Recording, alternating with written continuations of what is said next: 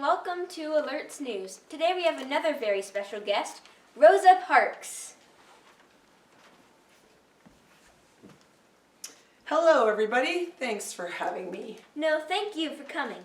Now tell us, Rosa Parks, what was it like as a child?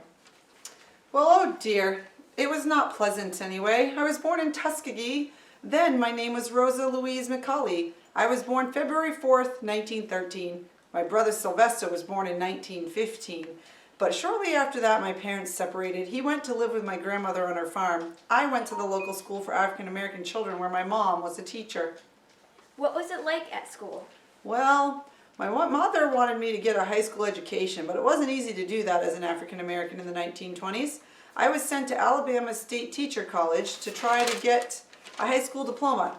But my education was cut short because my mother became very ill. I had to leave school to take care of my mom. How did you meet your husband? Well, a few years later I met Raymond Parks. He was a successful barber that worked in Montgomery. After a year of seeing each other, we knew we were right for each other. And we married in 1932. I worked part-time jobs and went back to school. I finally earned my diploma. Amazing. Tell us about the segregation. Well, during that time, white-skinned people and black-skinned people weren't treated equally. We had different schools, churches, stores, elevators, and even different drinking fountains. Places had signs that said this place is for colored only, or vice versa. Were there different buses too? No, not exactly, but us blacks had to sit in the back of the seats marked for colors only. The white people were treated better. Sometimes I would have to stand even if seats in the front were open. That isn't fair. Tell us more. Did you do anything about it? I did. I knew I had to fight for equal rights. On December 1st, 1955, I did something no one had ever done before. What did you do? Well, I was tired from my long day of work. I sat down in a seat like normal, a seat I had paid for. The bus was filled when a white man walked in, and the bus driver told me to stand up and let him take my seat. But I was there first and refused to get up. I was arrested and had to pay a fine of $10, which was a lot back then, but I refused to pay.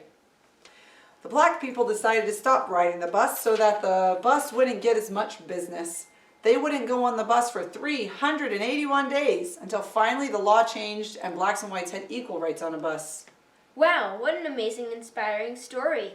I'm sure all of us can agree that we are glad you took a stand and now blacks and whites have equal rights. Thank you very much for coming and sharing your story. My pleasure. Goodbye to everyone. Well, folks, stay tuned for the next historical news on A.L.R.T's News.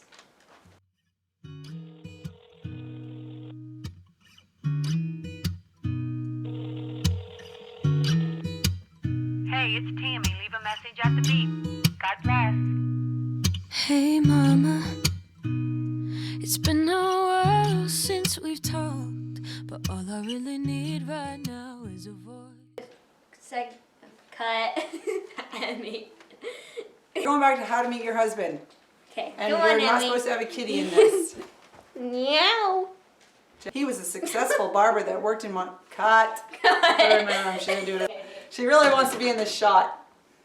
Brady Bunch. Okay. Brady 3, Bunch. 2, 1. 1. Action. Action. How did you meet? Cut. 3, 1. Action. Cut. Cut.